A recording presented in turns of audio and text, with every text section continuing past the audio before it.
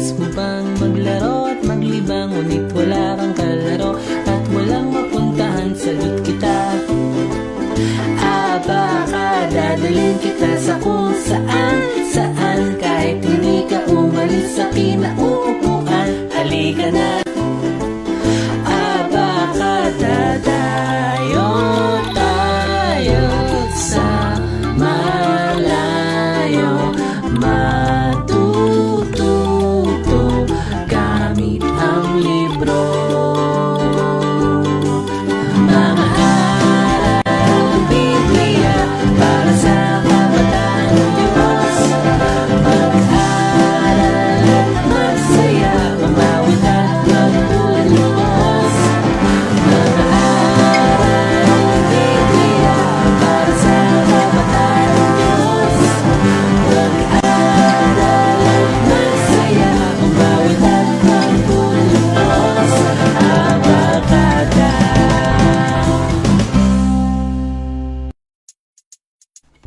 Nais mo bang maglaro at maglibang, ngunit wala kang kalaro at walang mapuntahan, sagot kita. Baka dadalhin kita sa kung saan, kahit hindi ka umalis sa kinauupuan. Halika na.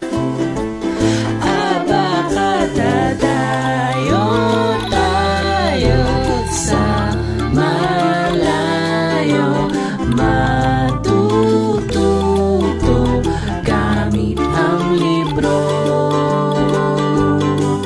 Mga aral, Biblia, para sa kabataan Diyos. Mag-aral at magsaya, umawit at magpulimos. Mga aral, Biblia, para sa kabataan Diyos.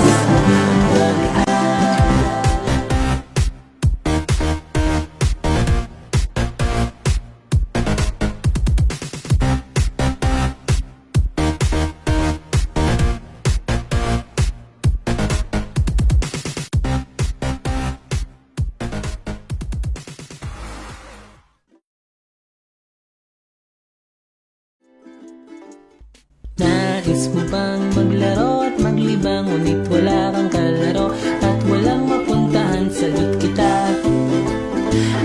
Baka dadalhin kita sa kung saan, kahit hindi ka umalis sa kinauupuan. Halika na. Baka dadayo tayo sa malayo, matututo gamit ang libro. Mga aral, Biblia, para sa kabataan Diyos.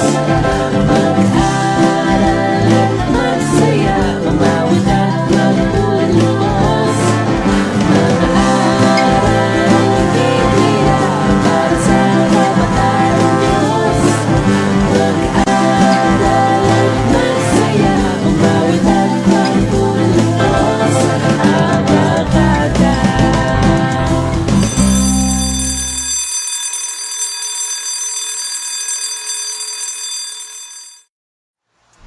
Magandang araw! Kilala niyo ba ako? Ako nga pala ang makakasama niyo tuwing hapon sa Abakada. Kinagagal ako kayong makilala. Ako nga pala ang inyong kaibigan, katropa at lalong-lalo na ka-Abakada. My name is Tutoy! Tutoy Unggoy! Tara na mga ka-Abakada, tayo na't mag-aral at magsaya! Abakada!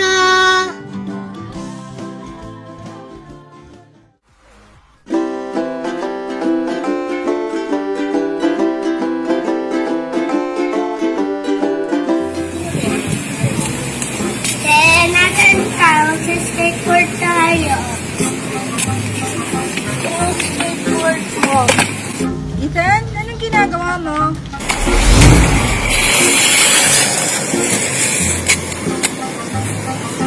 Mami, natin si ate. Bakit mo hinahanap si ate? Maglalaro po kami ng skateboard. Di naman nawawala si ate, naliligo lang. Pero may alam ako sa Bible na isang bata na hinahanap din siya ng nanay niya. Ay, hala. Bakit po siya nawawala? Sino po siya?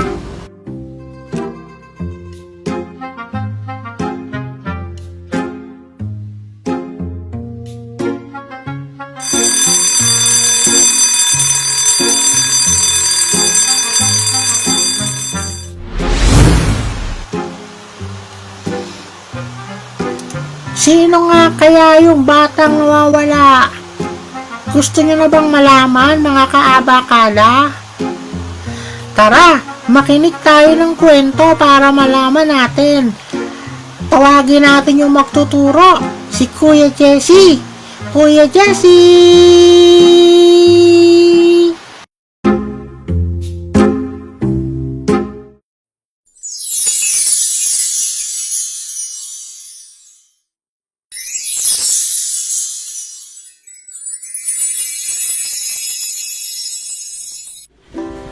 Magandang hapon mga bata. Ako si Kuya Jesse and welcome sa Abakada, aralin ng Biblia para sa kabataan ng Diyos. Last week, pinag-aralan natin si Jesus at yung kanyang kapanganakan. Si Jesus, ang anak ng Diyos. Kilala natin siya bilang tagapagligtas. Kaya siya tinawag na tagapagligtas para ikaw at ako maligtas mula sa kapahamakan. At siya ang tunay na superhero. Hindi galing sa comics, hindi galing sa movies, galing sa Bible. Siya ang tunay na hero. Ngayon, mag-aaral tayo muli ng Bible. At ikukwento ko sa inyo si Jesus nung kanyang kabataan. Mababasa natin yan sa Luke chapter 2. Luke chapter 2 verses 39 to 52. Ikukwento ko sa inyo kung paanong nawala si Jesus at hinanap siya ng kanyang mga magulang. Lumipas ang panahon, matapos ihandog ang sanggol na si Jesus sa templo sa Jerusalem, si Mary, si Joseph at si Jesus naglakbay at umuwi sa kanilang bayan, sa bayan ng Nazaret, at doon lumaki si Jesus. Katulad ko, katulad mo, si Jesus ay namuhay bilang tao. Bilang bata, siya din ay naglaro, nagutom, nauutusan din nila nanay at tatay. At lumaki ang batang si Jesus na malakas, na punong-puno ng karunungan, at sumasa kanya ang biyaya ng Diyos. At taon-taon, tuwing pista ng Paskwa, nagpupunta sa Jerusalem ang mga magulang ni Jesus. Alam niyo ba ang pista ng Paskwa? Ito ay mas kilala sa tawag na Feast of the Passover. Ito ay tradisyon ng mga Hudyo o bayan ng Israel bilang pag-alala sa paglabas nila mula sa pagkaalipin sa Egypt. At ang celebration nito ay tumatagal ng 7 days. At nang maging 12 years old na si Jesus, isinama siya ng kanyang mga magulang, sina Joseph at Mary. Magmula sa Nazaret, sila ay naglakbay papuntang Jerusalem. Isang malayong paglalakbay. At sa panahon na ito, libo-libong mga tao ang nagpupunta sa Jerusalem na nagmula pa sa iba't ibang mga bayan. Nang matapos ang pista at sila ay pauwi na sa Nazaret, nanatili ang batang si Jesus sa Jerusalem nang hindi namamalayan ng kanyang mga magulang. Akala nila kasama nila sa paglalakbay si Jesus sa kanilang grupo nung umuwi sila. Noong panahon nila, di lang naman sila iisang pamilya, isang malaking grupo o maraming tao sabay-sabay na naglalakbay. Ngayon, akala ni Mary and ni Joseph kasama nila si Jesus. Hinanap nila si Jesus sa mga kamag-anak at sa mga kakilala nila. nakita mo ba ang anak ko? Marahil, ito ang tinanong nila sa lahat ng kasabay nila. At lumipas ang isang buong araw. Hindi nila nakita si Jesus. Naku po, nawawala siya. Nasaan kaya si Jesus? Nang hindi nila makita si Jesus, agad-agad ay bumalik sila sa Jerusalem para siya ay hanapin. Alam niyo ba? 3 araw silang naghanap. Marahil, nag-aalala na yung mga magulang niya. Makalipas ang 3 araw, nakita nila si Jesus na nakaupo sa templo, sa gitna ng mga guro. Ang mga guro na ito ay matatalinong tao at talaga namang mahusay pagdating sa pag-aaral ng salita ng Diyos at magaling din sa pag-aaral ng kanilang mga batas. Ano kaya ang ginagawa ni Jesus doon? Siya ay nakikinig at nagtatanong sa kanila. At ang lahat ng nakapakinig at nakarinig sa kanya ay manghang-mangha sa kanyang katalinuhan at sa mga sagot. Alam nyo ba yung manghang-mangha? Amazing! Ganun. Amazing yung sagot ni Jesus. Kasi 12 years old lang siya, pero nakakasagot siya sa mga matatalinong guro sa templo. Diba? Yun yung amazing. Nang makita siya ng kanyang mga magulang, namangha sila. Sinabi sa kanya ng kanyang ina, "Anak, bakit ganito ang ginagawa mo sa amin? Ako at ang iyong ama ay nag-aalala kakahanap sa iyo." Talaga namang nag-alala si Joseph at si Mary. Sinabi sa kanila ni Jesus, "Bakit po ninyo ako hinahanap? Hindi ba ninyo alam na dapat ay nasa tahanan ako ng aking ama?" Pero di nila naintindihan ang mga sinabi ni Jesus. Hindi pa nila naiintindihan yung ibig sabihin. At umuwi na sila sa kanilang bayan sa Nazareth. At lumaki si Jesus na isang masunuring anak at mabait na bata. Iningatan ni Mary ang mga bagay na ito sa kanyang puso. Inaalala niya yung mga sinabi ni Jesus. Lumipas ang panahon. Lumaki at lumago si Jesus sa karunungan, sa pangangatawan, at naging kalugod-lugod siya sa Diyos at sa mata ng mga tao. Ano naman kaya ang matututunan natin sa kasaysayan nating ngayong hapong ito? Mga bata, ano ba pwede nating matutunan? Ang batang walang face mask, hindi makakalabas, lalo kung wala kang quarantine pass. Kaya huwag pagala-gala kung ayaw mo mawala. Ganun ba yon? Pero nais kong mapansin natin dito, si Jesus, nakikinig siya sa nais ng Diyos. Nakikinig siya sa tinig ng Diyos Ama. Bawat isa sa atin, mayroong gusto ang Diyos.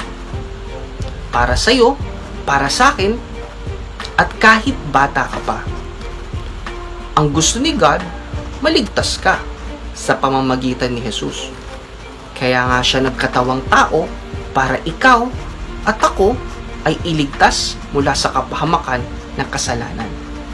Ang kailangan mo lang gawin, humingi ng tawad, maniwala, at magtiwala sa kanyang ginawa sa krus ng Kalbaryo. Binayaran niya ang kasalanan ko, ang kasalanan mo, para pwede na tayo sa langit. At bilang pagtatapos, tayo ay manalangin. Tayo ay pumikit at iyuko ang ating ulo. Panginoon, maraming salamat po sa story namin ngayong hapon. Tulungan niyo po kami maging masunurin sa aming mga magulang. Parati mo kaming ingatan, Panginoon, at ilayo sa kapahamakan. Pagpalain niyo po kami at ang lahat ng nakikinig ngayong hapon. In Jesus' name, Amen.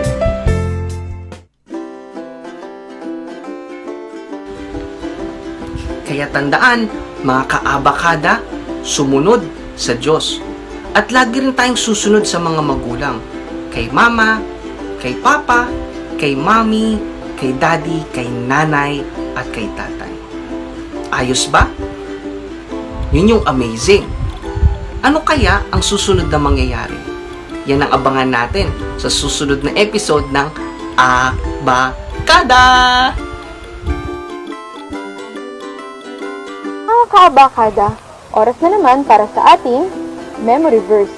At ako si Ate Bea, at nandito ako ulit para ituro sa inyo ang ating verse of the day. At ito ay makikita natin sa Psalms chapter 122, verse 1. At ang sabi dito, I was glad when they said unto me, let us go into the house of the Lord. Ulitin natin, pero ngayon, sabayan niyo naman ako. Psalms chapter 122, verse 1. I was glad when they said unto me, let us go into the house of the Lord. At iyan ang ating verse of the day.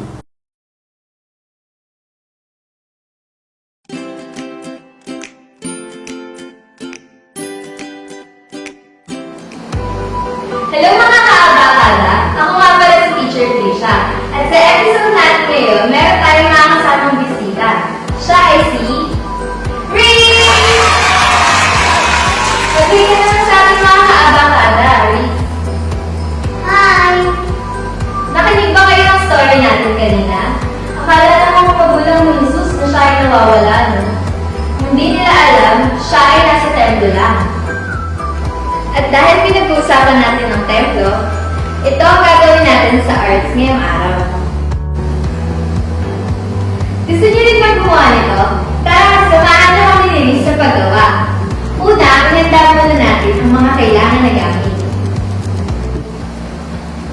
Marker, pencil, ruler, glue or pancake, scissors, at paper. Nakuha niyo na ba mga kaabakada? Tara, mag-umpisa na tayo. Una, hatiin natin sa dalawang bahagi ang papel.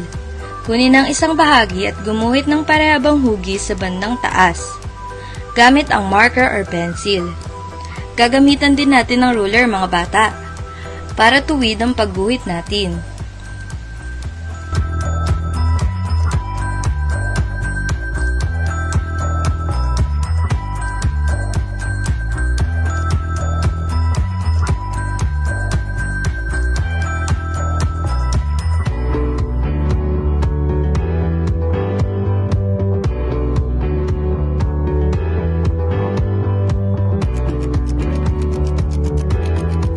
Gumuhit ng mas malaking parehaba sa ilalim ng una nating drawing.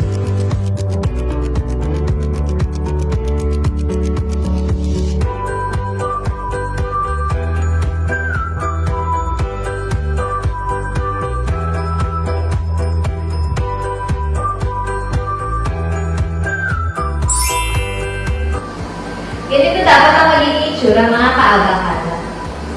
At ang susunod na step ay Gumuhit din tayo ng dalawang poste sa loob ng ating drawing.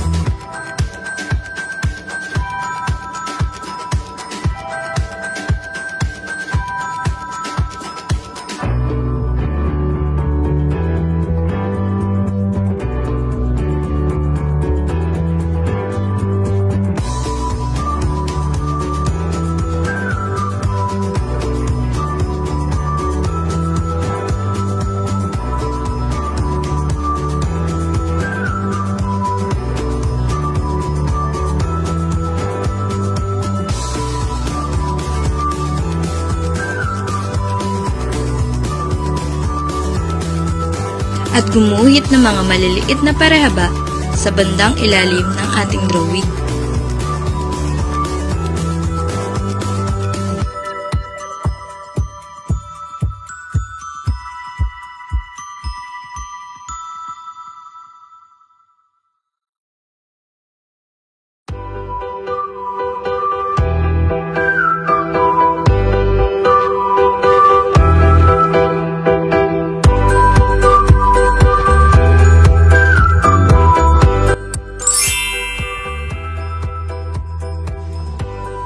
Kuhanin natin ang isa pang bahagi ng papel at mag-drawing ng pinto.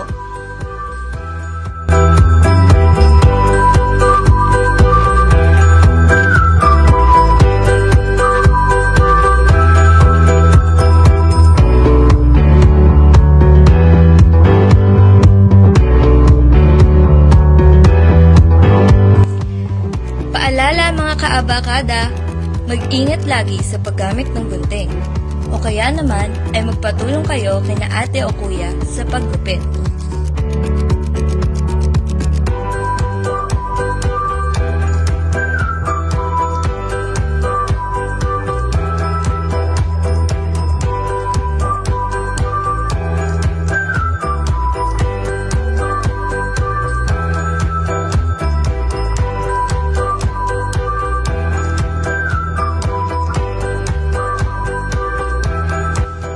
Gupitin natin ang pinto at idikit natin sa gitnang bahagi ng ating drawing.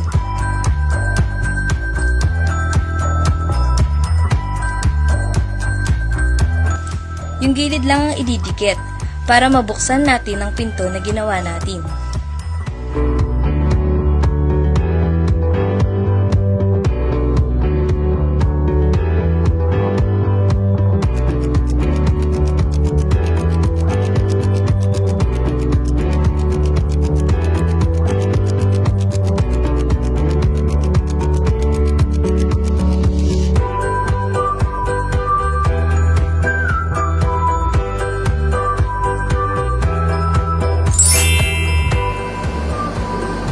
Ayan mga kaabakada, ganito dapat ang magiging itsura ng gawa natin.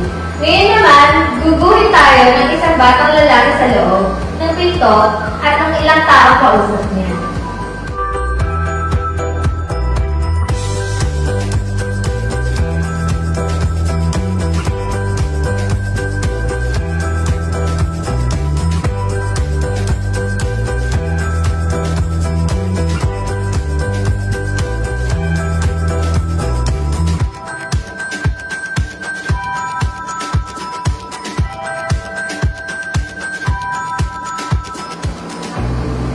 Ayan, tapos na tayo mga kaabakada. Patingin niya ng gawa ko, Riz. Wow, very good! Galing! Di ba madali lang mga kaabakada? Kaya subukan nyo na rin gumawa at isend nyo sa amin ang mga picture ng inyong gawa at kami ay mamimili ng may pinakamagandang card. At bibigyan namin kayo ng premyo. Magkita-kita ulit tayo sa susunod na arts mga kaabakada. Paalam!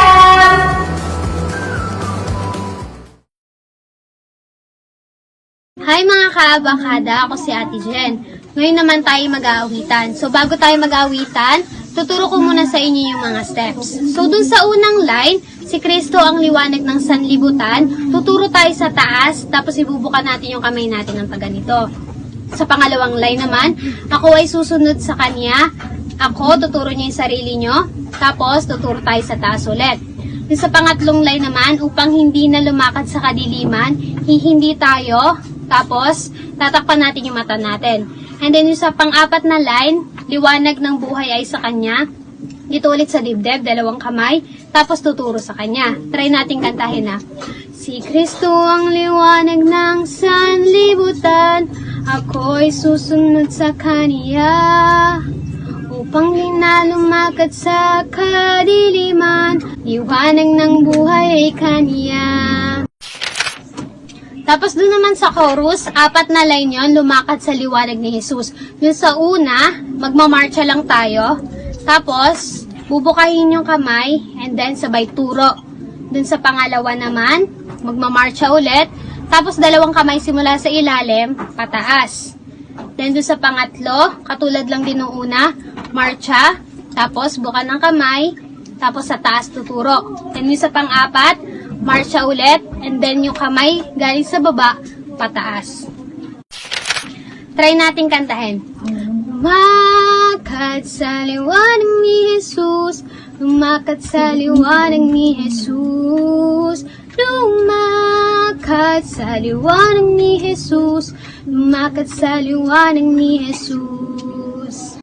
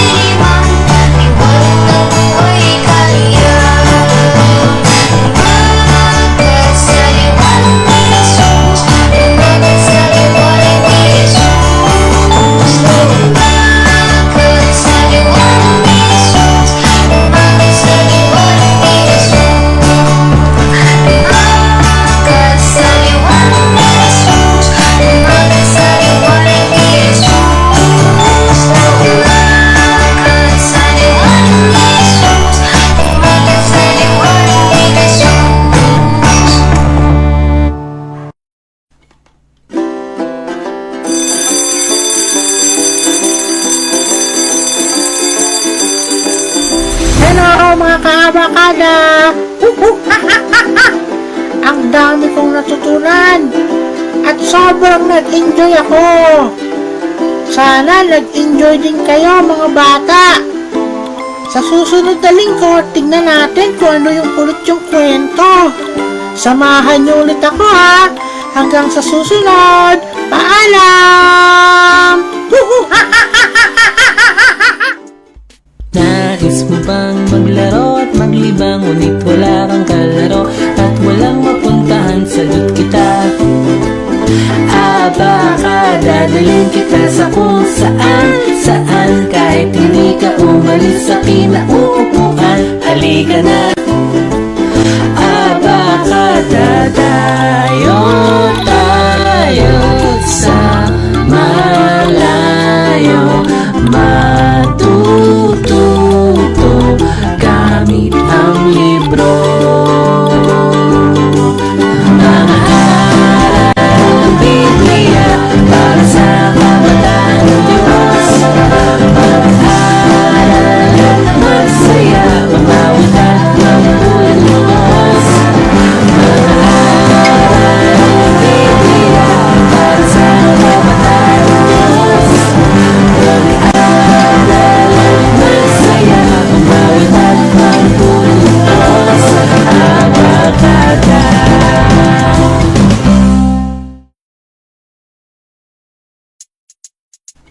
Nais mo bang maglaro at maglibang, ngunit wala kang kalaro at walang mapuntahan, sagot kita. Abaka, dadalhin kita sa kung saan, kahit hindi ka umalis sa kinauupuan. Halika na.